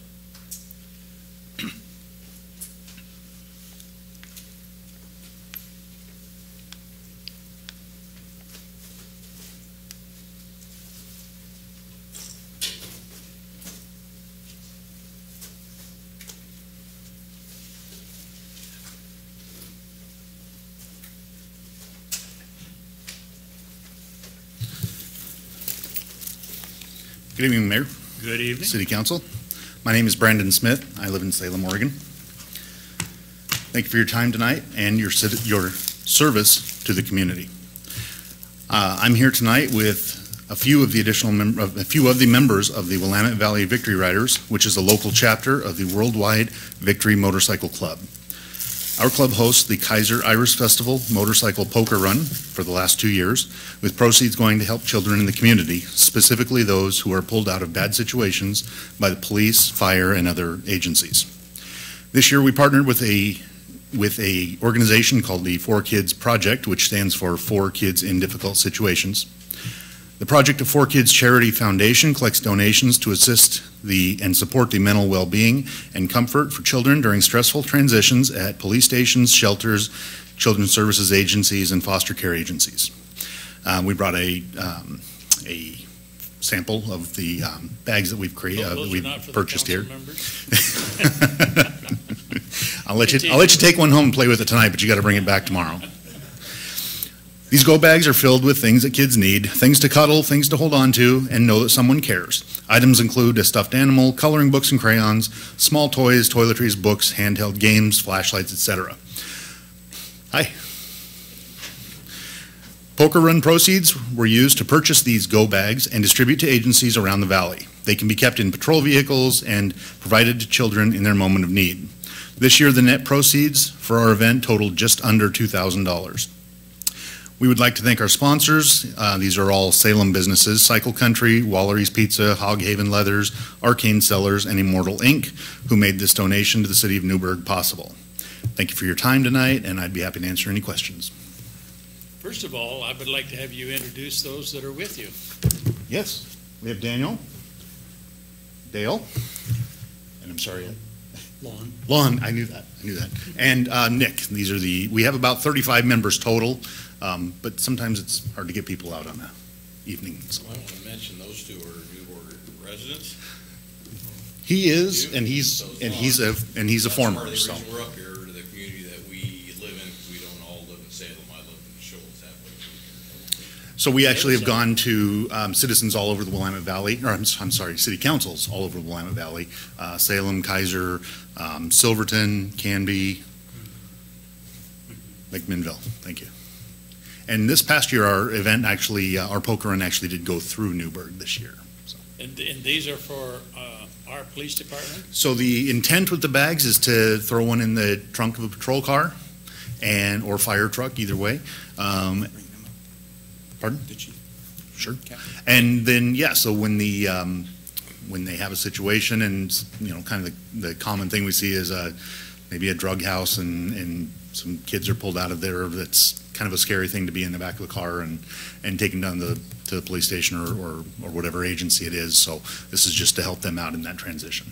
Well, with that, then I'm going to invite our police chief and Captain Kosmicki to come forward and receive this generous donation. Thank you guys very much. See, this is why you don't judge a book by its cover. These guys walked in, I thought we were going to have to ask for cover. Instead, they bring us gifts, right? What a great bunch of guys. Thank you so much. We appreciate it. On behalf of the council, thank you. We sincerely appreciate you for serving.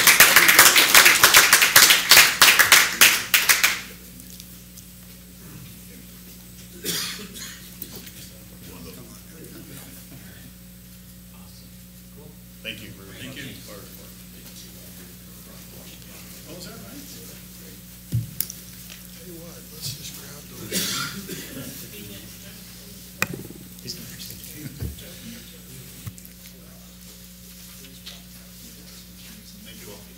Thank you.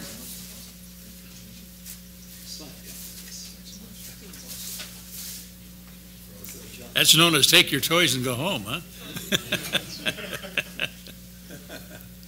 And with that, I'll call Mr. Dave Adams.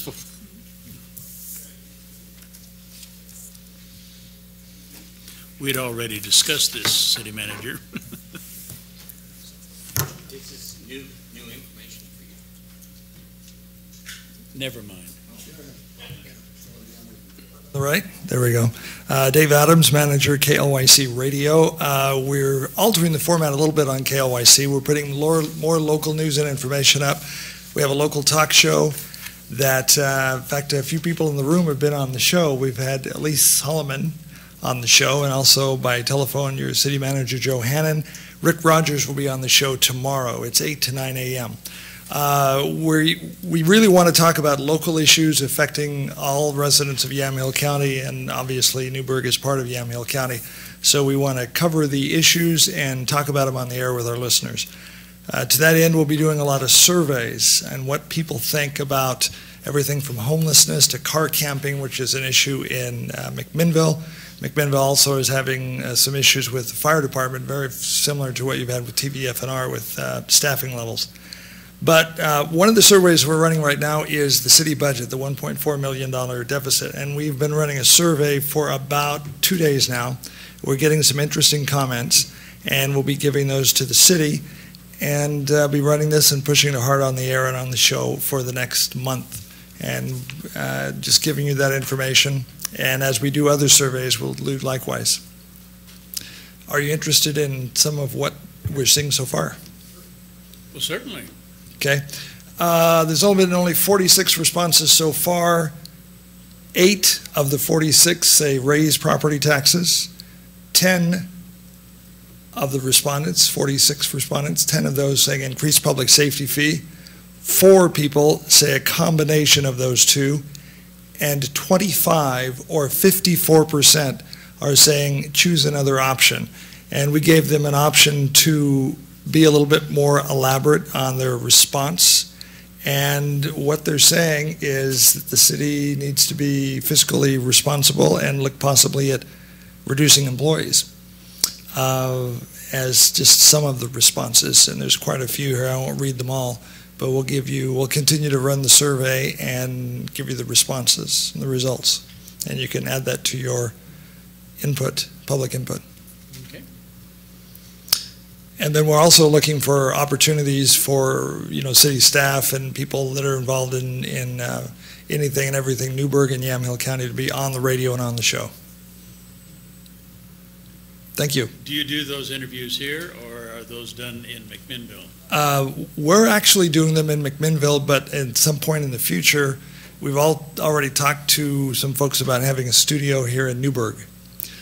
So we want to spend quite a bit of time in Newberg. Newberg is our 2 biggest cities are McMinnville and Newberg. So you'll be seeing the big white van here more than you have in the past, covering your city. Any questions or comments from council members? None appearing? Thank you, Dave. Thank you. Appreciate it. Thanks for the input.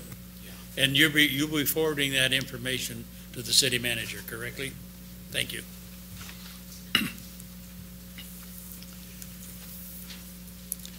There's nobody else signed up for public comments, so we'll move to the consent calendar. We do not have a consent calendar this evening. So with that, we now move to continued business.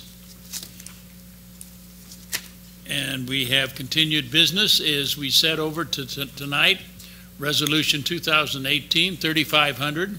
And this is a resolution waiving or denying or partially waiving a building permit fees for a hobby shop at 915 South Chehalem Street. We have staff here to bring us up to speed, and we do have an individual. In fact, we have 2 individuals that would like to speak to us regarding this resolution. So, Mr. Rux? Thank you, Mayor. Doug Rux, Community Development Director. So as the Mayor indicated, what you have before you this evening is a proposal to waive, deny, or partially waive building permit fees.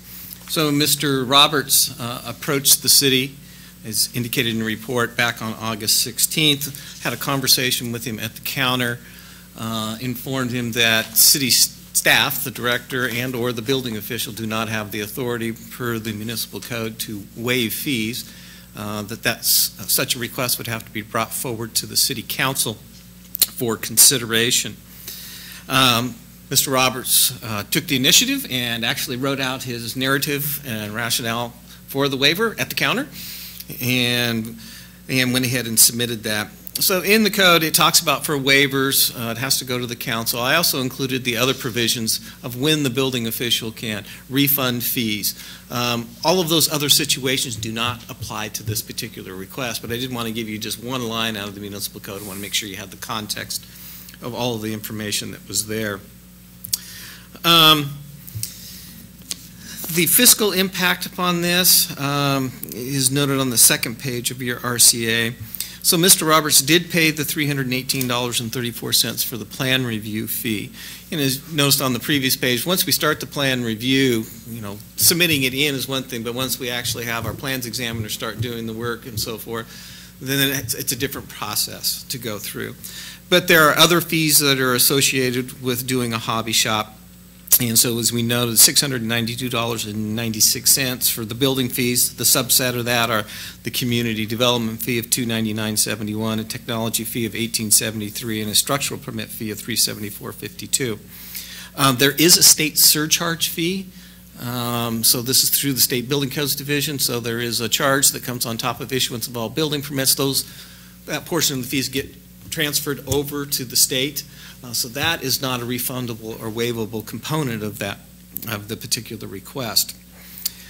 I put in here, it's try to give you an idea of the overall budget. So $465,822 is the budgeted revenue in the building fund. I think it's important. Building fund is not part of the general fund. It's a separate fund. It's an enterprise fund. So the money comes in, and the funds that take to actually operate that division within community development. Those revenues cannot be used for general fund purposes. So it's 0.0015% of the adopted budget amount that's in the building division fund for this year.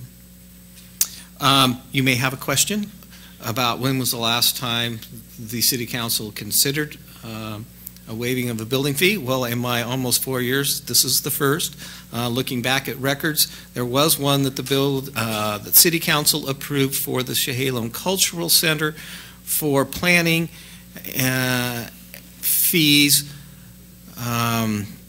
when that project was being proposed. But in that situation, the council directed that Fund 14, the Economic Development Fund, make up the lost revenue within the building fund. But that was for the cultural center, different kind of project, different concept, and that was to draw people into the downtown area and into the cultural center and the cultural district overall.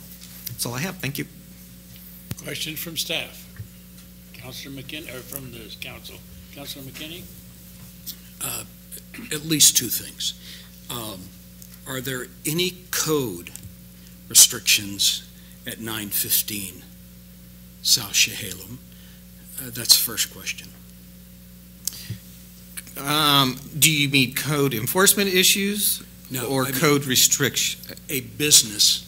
That's a private home? It's a residential area. What Mr. Roberts is proposing to build is a hobby shop, based, as we explained to me, material that had been donated to him on his property.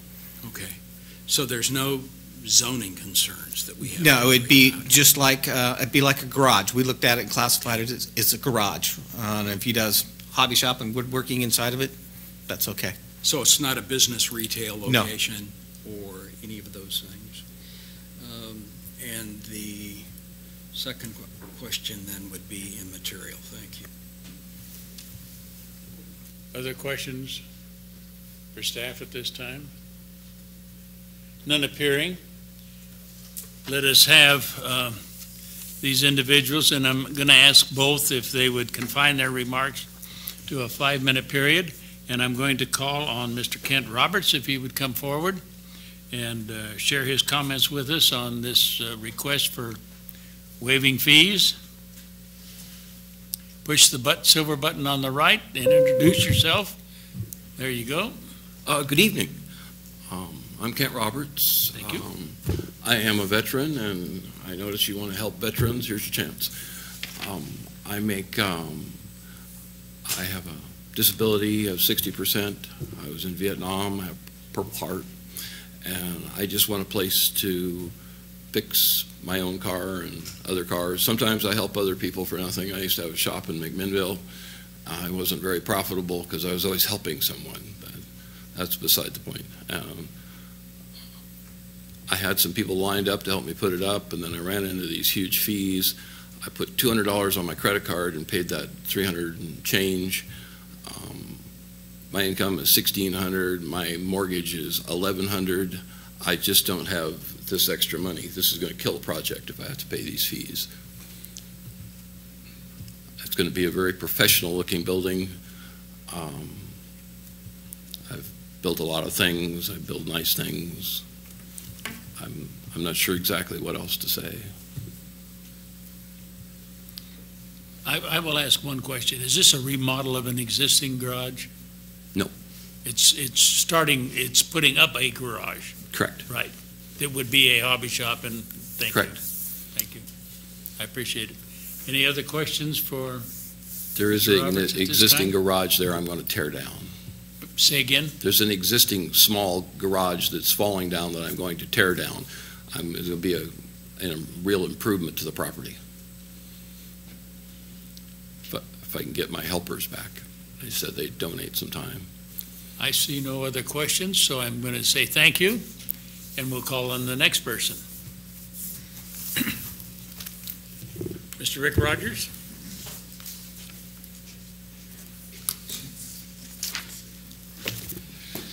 Good evening, mayors, city councilors, city staff. Rick Rogers. I met Mr. Roberts earlier. I don't know, it must have been 6 months, a year ago maybe, when we visited for a Habitat for Humanity project. And, you know, I don't know the specifics of this project that he's presenting here, but one thing that I would like to encourage that the council might consider, whether for this or for future projects, is that when someone presents a hardship, and when there's an identifiable hardship, I think there should be a mechanism to reduce fees for this kind of thing, particularly for property improvement. I know that's not exactly what we want to hear when we're talking about budget deficits, but nonetheless, I think that might be something that would be useful in the future, because again, it leads to what we want. We want to see people improve their projects, and just because they can't pay the fees, they shouldn't be able to, you know, there should be a means for them to apply for an actual hardship waiver. That's my comment. Questions or comments from council? Elise? Are you aware of any neighboring cities that have hardship? You know, I don't. In fact, it just came to me tonight in hearing Mr. Roberts' testimony. I do not. But you know, we do have means through utility fees, that kind of thing, that can be waived. We've got a veterans program for that type of thing. So I don't think it's totally out of line in terms of what we're trying to do in other areas. Again, and you know, defining hardship is fairly easy. It's not a hard thing to do, and it's an easy process. So yeah. Okay. Any other questions or comments? None appearing. Thanks so much. Thank you. Appreciate it very much. I have a question for Doug. Mr. Rux?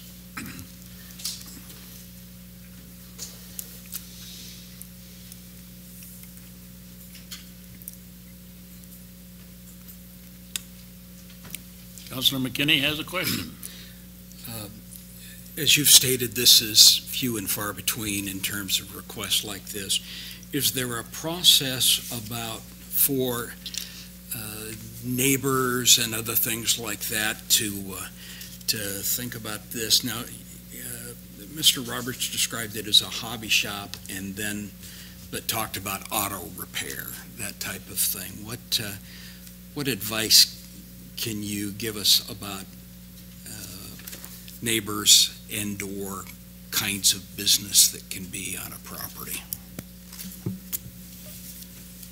Doug Rux again. So the city does have provisions to allow home occupations, which has few people coming back and forth. There's a $25 fee for a license for a home occupation. But the way I understand Mr. Roberts is, you know, repairing cars of his own or maybe working on a friend's. He did not articulate anything about doing it for a profit. Yes, he owned a business when he was in McMinnville. But as all things occur within the city with home occupations from time to time, if such a situation occurred, as we have code enforcement issues that come up. But our regulations for home occupations are pretty lenient in regards to some other cities that are there. But in any situation in a residential area, if a neighbor has a concern with the appearance or activities that are occurring on a piece of property, they can contact our code enforcement officer, which is out of our legal department, and they will do an appropriate investigation. Follow on. The neighbor's input, before the fact or after the fact? In the scenario that I was laying out is after the fact.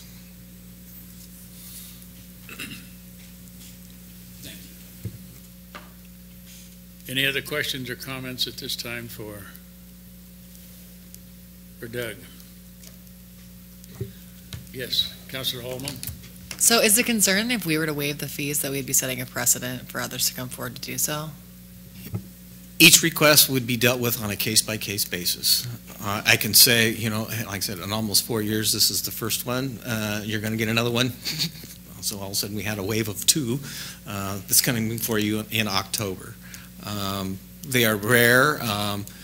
Some of the council members may remember we've had requests for waiver of SDCs, different topic entirely in the past.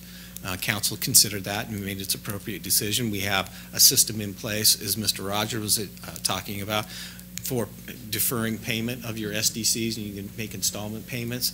So there are other programs that we have under different topic areas, but for building fees, there is not such a program. What we've got is what's on the books today. Follow on? I do have go ahead. So we could, I guess my follow-on is, so we could incorporate another type of program if we were to see all of a sudden an influx in requests. Yeah, Counselor, I think, setting a precedent, I wouldn't necessarily call it that, just because each one is dealt with on a case-by-case basis. From my perspective, overseeing the building division, again, since it's an enterprise fund, the revenues that come in is what pays for the staff. And so when you look in your budget and you see those personnel services, the revenues that we collect in our building fees go to pay for our building official, our plans examiner, our administrative assistant, our plumbing inspector, and so forth. And so we watch that very carefully about revenues that are coming in, given what it costs in order to run that particular program. Councilor McKinney? We understand that some of the fees may be waived, some of the fees may not be waived. Has there been a discussion about which fees are what, and is there a suitable number in mind that can maybe even be paid over time to take care of the necessary obligation, minimizing whatever the financial investment might be? Do you have any input on that? Counselor, so of the three options that I laid out, so one was you could waive the fees excluding the state surcharge. That has to be paid, that gets transferred to the state. You could deny the waiver, and so we've strategically, I asked staff, don't start the plan review yet, wait till council considers this, so that if there was a denial, Mr. Roberts wanted to come back and say, can I have my planning fees back? You haven't done it. Again, that's in your report. We have the ability at the staff level to do that. The last one is, could you partially waive? Yes. Do I have a specific number? No. Again, the state surcharge fee would have to be paid in that situation. So you're then, as a council, as a body, trying to say, do you waive 10%, 20%, 50%, 60, 70, what's the appropriate number? I did not include one about making installment payments. That one, all of a sudden, how many of these options do we have? In the past, when we were looking at SDCs, council put kind of an options of maybe 3 or 4 was enough. But that is another one you would have to ask Mr. Roberts if he has that capability to do that or not, and over what type of terms it would be. In follow-up to that particular discussion, Mr. Roberts has already paid the initial fee of $314, is that correct? $318. $318. 34 cents has been paid for the plan review fee. And so that could stand, and then if you're talking about a partial waiver, we could waive the $692. Yes. But not the fee that has to go to the state. Correct. All right, as a thought. Mr. Roberts, you had something you wanted to add? That's a little out of process, but go ahead. Oh, you're talking about reducing the fees, waiving some of them. Microphone. Introduce yourself so that we record this. That's why we asked. Kent Roberts again. Yes, if you reduce the fees as he was suggesting, and the remaining fees were on a payment basis that was small, I could definitely handle that. It would allow me at least to get started on this, because they got me dead stopped and winter's coming. Okay. And the VA is talking about carving on my knee, and I want to get something done before they do that. Thank you. Would you turn off the mic? Thank you.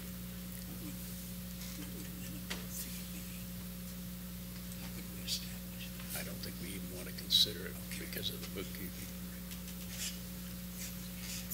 Pleasure of the council. In fact, I'll go ahead and kick it off. I'll start this one out. I usually don't do this, but I'll start it out. I will move that we partially approve a building fee waiver for a hobby shop at 2019 Shalem Street in the amount of $692.96. Second. And the state surcharge of an estimated $44.94 would continue to be, shall be paid. And that's been seconded. Did you get the address correct? I don't know, 915 South Chehalem. Is that correct? Second, Essen. Now discussion. Councilor Corey.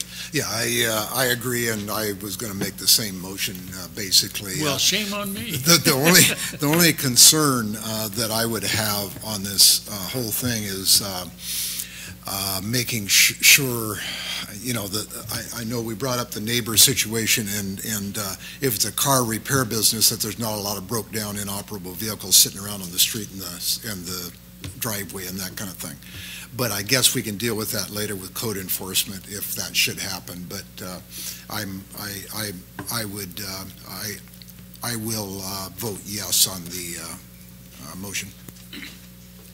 Any other questions or comments? Call for the question. The question has been called for. You've heard the motion. You understand the motion. There's been no further discussion. So, all in favor of the motion to partially waive the fee in the amount of $692.96, all in favor signify by saying aye. Aye. Those opposed, same sign. No. That is a 5-1. Motion carries.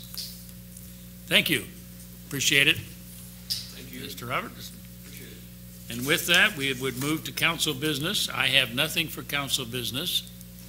So the chair would entertain a motion. So moved. Second. And to adjourn. And we are.